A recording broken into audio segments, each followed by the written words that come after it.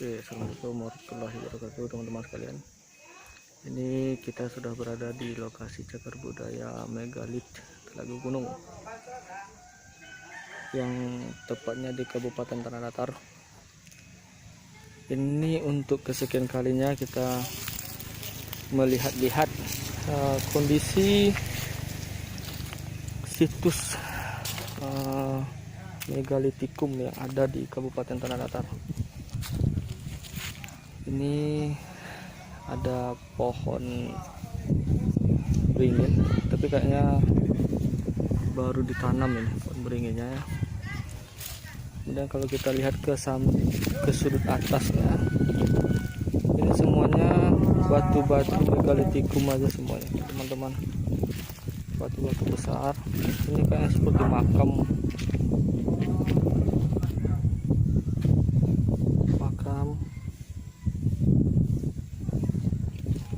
situs peninggalan megalitikum yang berkemungkinan di sini dulu ada sebuah peradaban tua.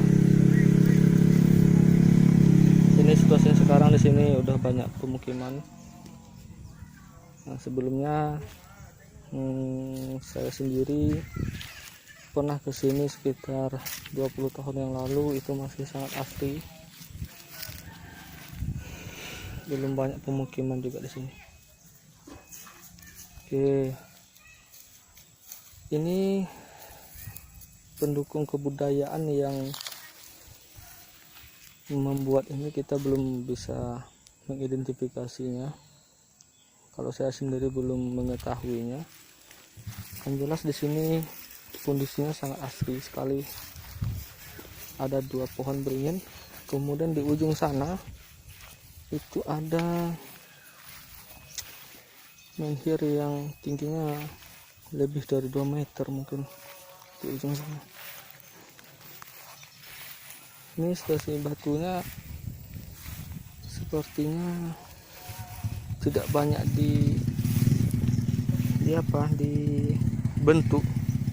Perasa batunya apa adanya aja teman-teman.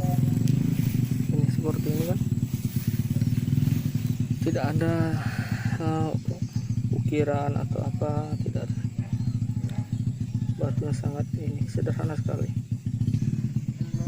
Ini batunya yang masih ada tertinggal.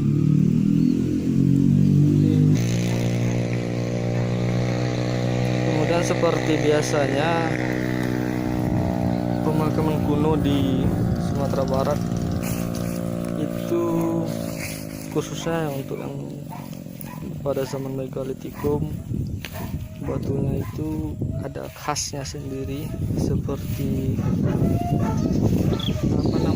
pegangan sebuah pedang, jadi agak membulat di depannya, atau seperti pakis gitu. Jadi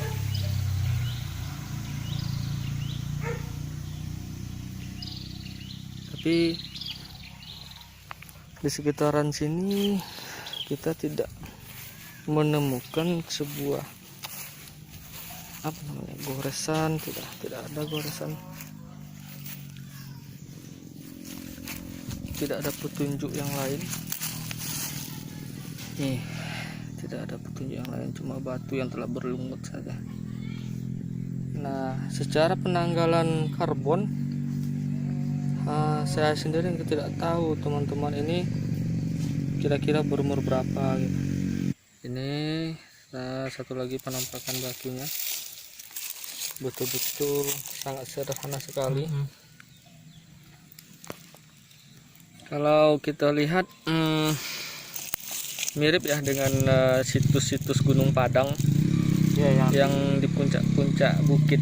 Kalau kita mencari titik elevasi ketinggiannya dari permukaan laut, ini cukup di puncak gunung juga, di puncak bukit gitu teman-teman. Coba kita lihat dulu ya elevasi ketinggiannya berapa di sini. Di lokasi ini juga ditemukan pohon beringin juga. Pohon beringinnya cukup besar, tapi kayaknya ini masih baru ditanam kondisinya teman-teman. Ini kondisi ketinggian letaknya di peta yang kita lihat di Google. Itu nggak jelas ya ketinggiannya ya, nggak ada juga ketinggiannya. Yang jelas ini di puncak bukit gitu teman-teman, posisinya di puncak bukit. Kita langsung saja menuju ke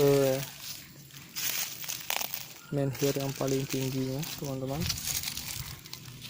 Ini ya menhir, kalau diperkirakan ketinggiannya itu cukup tinggi teman-teman. Ada keseluruhannya 3 meter ada nih keseluruhannya.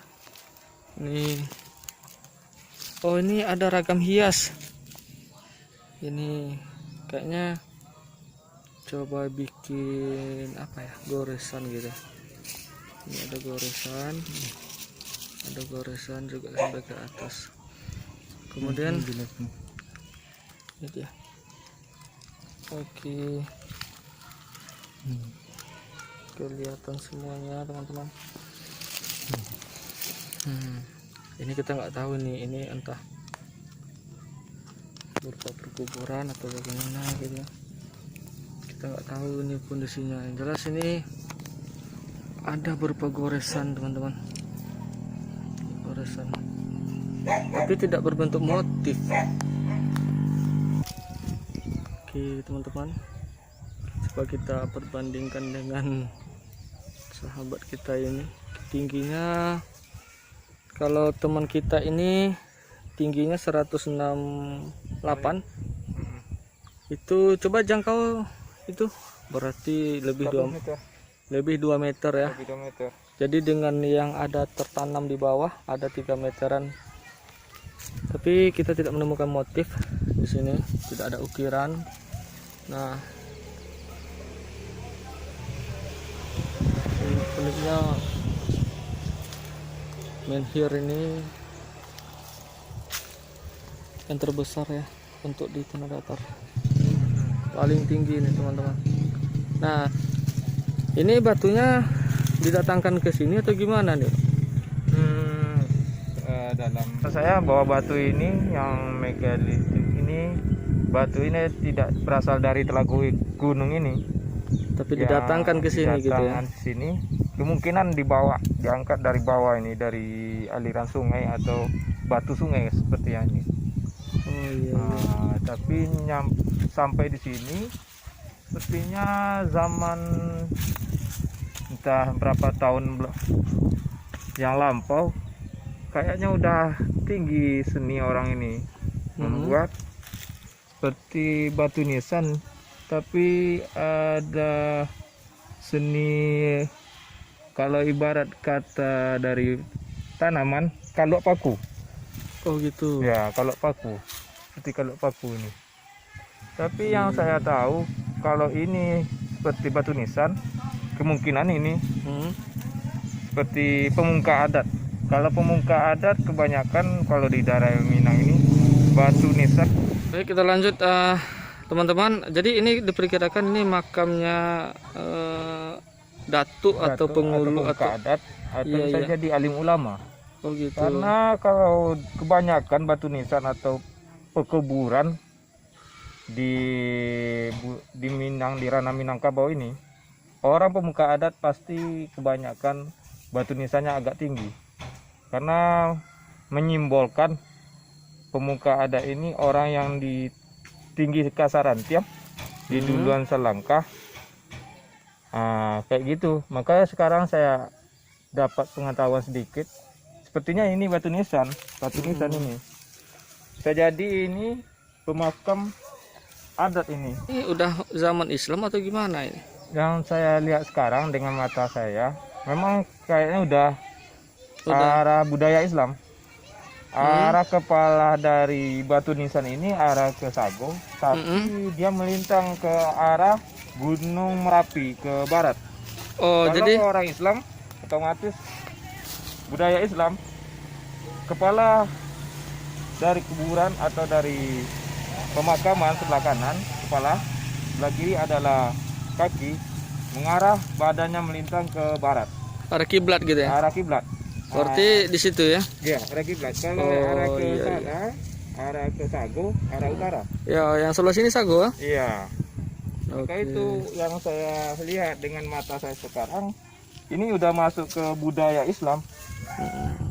Tapi yang saya nampak sekarang sepertinya kuburan atau pemakaman para pemuka-pemuka adat Iya, iya. kebanyakan di sini. Oke. Coba kita. Oh, ada yang menarik di sini Pak. Ini bunga cantik juga nih.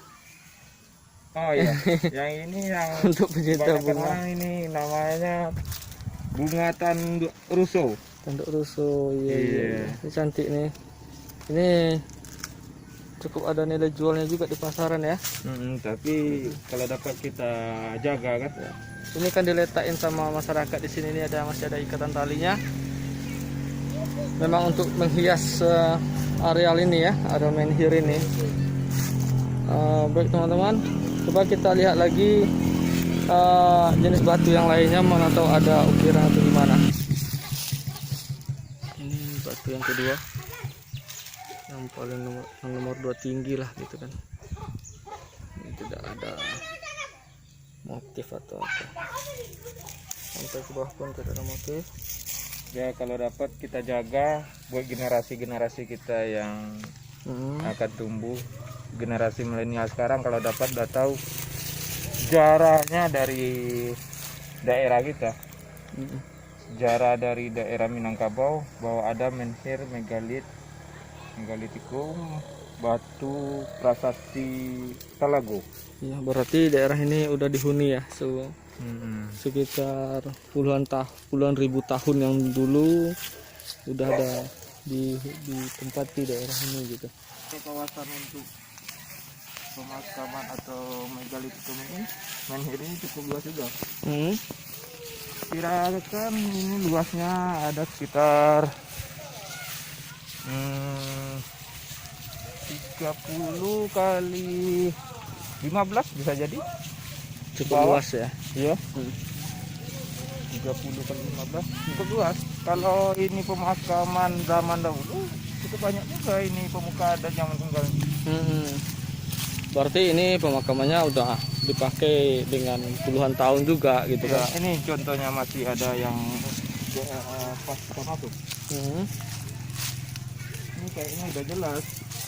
Ini aja dulu tengok. Pemakaman dari budaya Islam.